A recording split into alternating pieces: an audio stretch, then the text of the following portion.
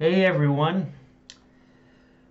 So let me tell you guys a little story, and I promise stick with me because what I have to say is gonna connect back to what I have to say about the episode itself.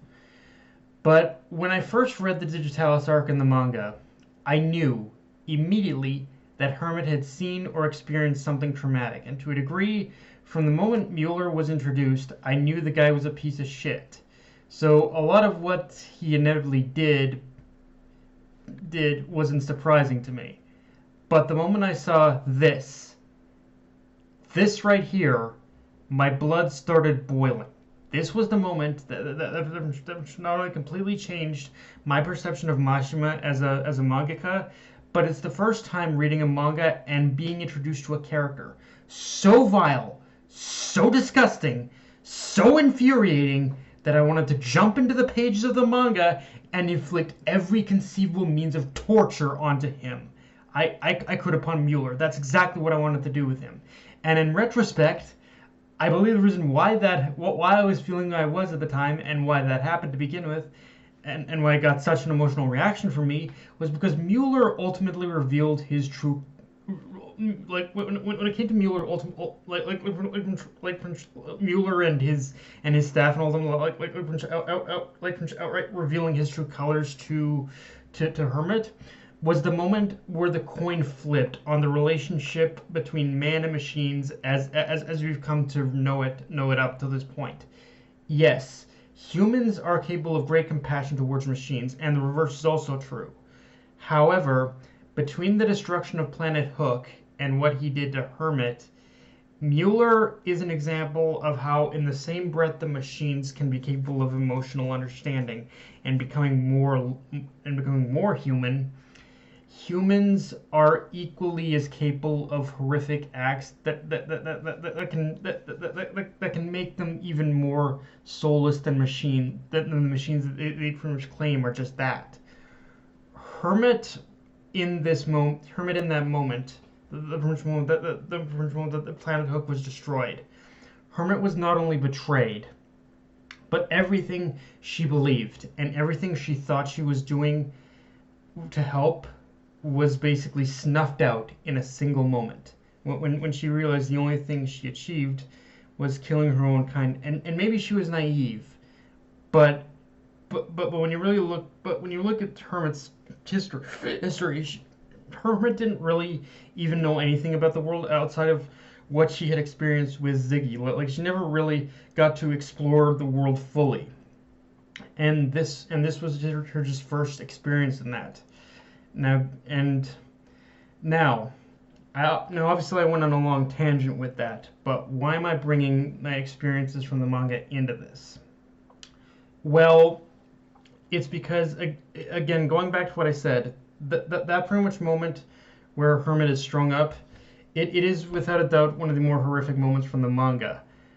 But the anime, it's because it's one of those things where even though the anime did still I'll still hit a lot of the emotional beats that made me despise how much of a sociopath Mueller is. Be, well, there's a lot of things about this episode where, because of some obvious censorship, I wasn't feeling it as much of that emotional impact on Hermit's side as I was when it came to my hatred from Mueller. And honestly, I'm not even talking about the changes they made to the hallway scene where they edited out the dead bodies, but more how the anime handled the scene where Hermit was strung up and dismantled from the waist down. That to this day is the single most horrific moment I've ever experienced from reading the manga. But in the anime, it's strange because they didn't really even do anything different, compared to the manga. But in some ways, it still felt like the anime downplayed the moment and kind of treated it like an afterthought. But but despite copying from the manga, it also felt like they pretty much somewhat toned it down. Don't toned down what happened to Hermit, but by not really giving by not really giving that single moment of her being strung up like any real time to breathe and let us soak in the horror of what was happening to her. Which, don't get me wrong, I know censorship is basically is inevitable, and it's going to happen with certain scenes that are much more graphic or gruesomely detailed in the manga. But it felt like the studio just did kind of the bare minimum with that scene when they could have done a lot more. I didn't hate the scene, but it again I didn't hate the scene, but I didn't feel as much of the emotional impact. Now again, when it came to Mueller, they succeeded there. I hated the fucker. I hated the fucker here just as much as I did in the manga. But when it came to what Hermit was experiencing, that I think pretty much that's where the anime kind of faltered a little bit for me. Um, I think to be fair though, everything else they handled around Hermit's trauma, like her just kind of realizing the horror of what she had done, kind of thing after Planet Hook was destroyed. That was all beautifully well done, but just everything after that kind of faltered, I think, for me. Um, with that in mind, though, I do imagine there are going to be people who will say the whole thing with the whole situation with Spider being resolved was basically a means to an end to force Hermit to come around and help save Eden Zero. And there's a little bit of that, but for anyone out there who thinks that this is the end of Hermit's character arc and that she's just going to be kind of left in the background, let's just say this is only the beginning of Hermit's journey. If anything, the only thing Hermit got over or overcame in this episode was the first hurdle of learning to just kind of trust again. But as far as her actual trauma, trust me, that is still there, very fresh in her mind, and something that is not only going to stick with her, but but overcoming her actual trauma is essentially like the next step of her character arc, and understanding little by little what Ziggy meant, that you pretty much need to that she needs to experience everything about the world to truly understand it. Hermit only experienced one side with Mueller, and that did affect her in a very real way. But now that Hermit has opened up, she's basically now more willing and able to see everything the world has to offer. But on a technical level, depending on how season 2 plays out, Hermit overcoming the guilt and the trauma of that day, it won't take further center stage until season 3 probably. We still are going to see little moments of Hermit's development throughout this season and throughout season 2, but it isn't until probably season 3 where it's going to start all coming to a head. In fact, one thing I really love, and something I didn't really appreciate until now, is how ultimately it wasn't even Shiki who basically helped Hermit from see things more clearly. I mean, Shiki did obviously still get the final word in, but ultimately I think it was Rebecca who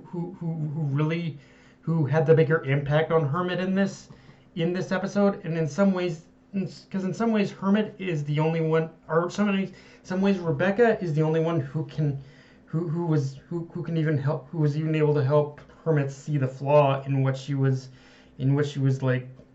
trying to say, or what Hermit was trying to regain or try to believe in again.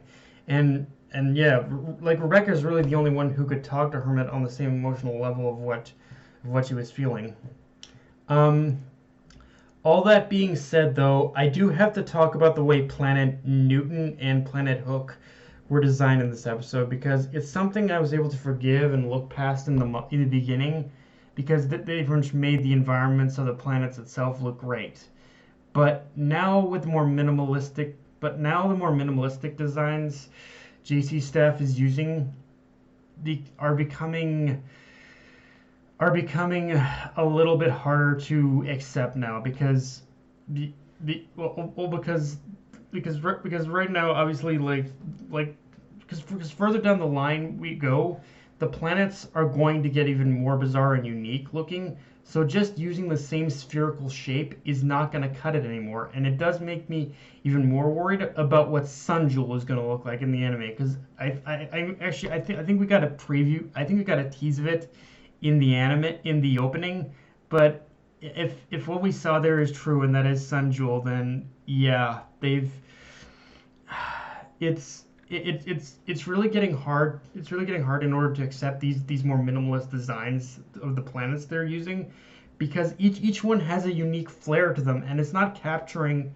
And I don't feel it's capturing like it's capturing. That's the only thing that I feel is not fully capturing like Mashima's style. Like it's really just Mashima's creativity and style. Like it's really just going for the bare minimum, frankly, and and it's and I don't want to say I don't want to say I'm gonna hate it, but if Sun Jewel does end up getting this very minimalistic treatment again, I won't be able to hold back, and there might be a little bit of a rant. Like I won't even care if it's budget constraints. JC staff really needs to do better than this. Like it's kind of infuriating, really. But yeah, guys, that's all I got for this review. If you enjoyed the video, like, comment, subscribe. I'm on Twitter, Analyst, Crunchyroll. Be sure to hit the notification bell, the subscribe button, and just share this around, guys. Death Knight of Enemy, signing off. Later.